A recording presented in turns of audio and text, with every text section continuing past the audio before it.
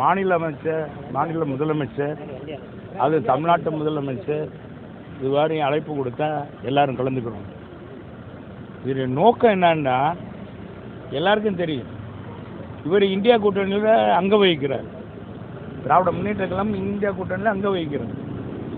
India கூட்டணியில் இருக்கிற அனைத்து பேர்கிட்டும் சொல்லி வலுவாக நாடாளுமன்றத்தில் எதிர்த்து எல்லா கட்சிகளும் வந்தாலே போதுமானது. இது எதுக்கு இவங்க கூட்டியிருக்காங்க?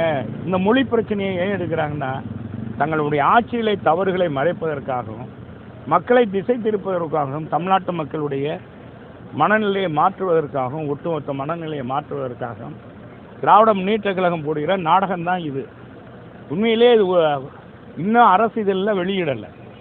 இன்னும் இத்தனாம் தேதி நாங்கள் பிரிக்க போகிறோம், இவ்வளோ வரும் அப்படின்லாம் சொல்லவே இல்லை.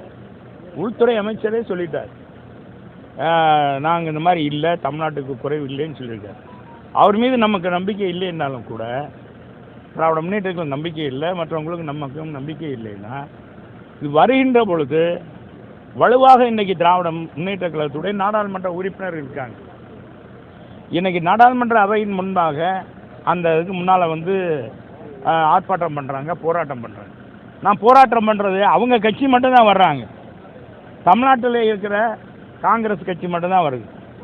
அப்போ கர்நாடகா இருக்கிற கட்சிக்காரவங்க வரமாட்டேன், காங்கிரஸ் வரல, மற்ற கட்சி வரல, மற்ற எந்த இந்தியா கூட்டணியில் வைக்கிற எந்த கட்சியும் வரல. இப்போ அதனால் இது ஒரு நாடகம், இது ஒரு வேஷம்.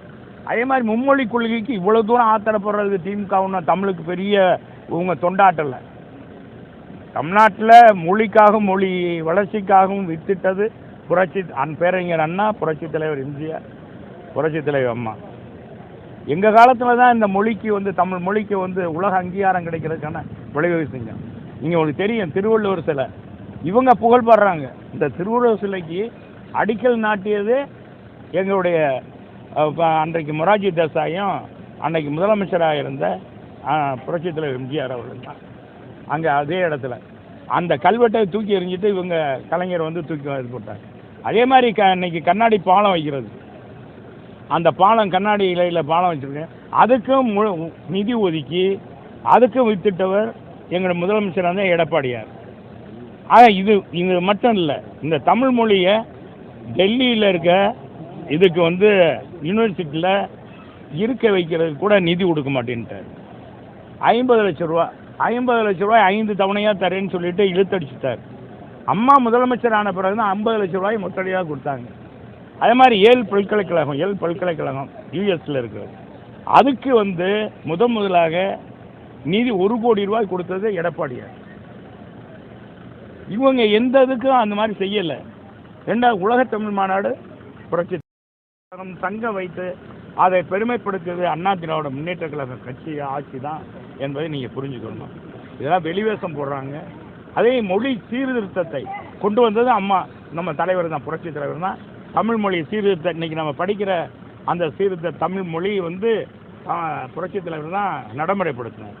ஆக தமிழ் மொழிக்காகவும் சரி, தமிழ்நாட்டு மண்ணுக்காகவும் இவங்க இதெல்லாம் ஒரு நாடகம், இது ஒரு அரங்கேற்றம் பண்ணுறாங்க.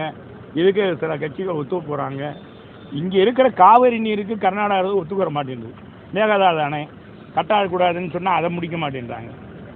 முல்லை பெரியார் அணை நம்மலாம் குடிக்கிற குடிநீர், இப்போ நம்ம கூட்டு குடிநீர் கொண்டு வரோம், அதுக்கு பாதுகாப்பு வேணும். அந்த முல்லை பெரியார் அணையை உடைக்கிறதுக்கு பார்க்குறாங்க, அகற்றுறதுக்கு பார்க்குறாங்க கேரளா அரசு.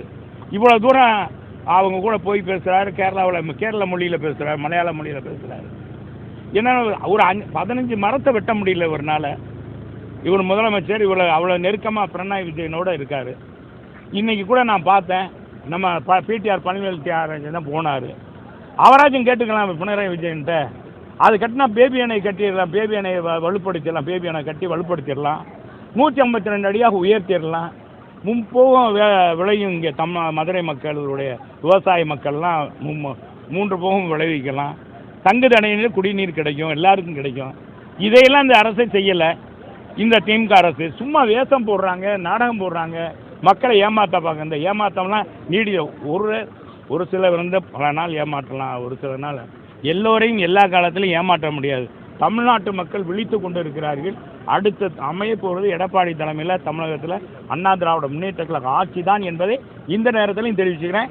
இன்னைக்கு நடக்கிற இந்த இதெல்லாம் சும்மா இந்த திமுகவுடைய இன்னொரு வகையான நாடகம் என்று பாதகம் செய்பவரை கண்டால் நாம் பயம் கொள்ளலாகாது பாப்பா. மோதி மிதித்து விடு பாப்பா, அவர் முகத்தில் உமிழ்ந்து விடு பாப்பா. அண்மை செய்திகளை உடனுக்குடன் தெரிந்து கொள்ள இணைந்திருங்கள் எம் நாடு தொலைக்காட்சியுடன்.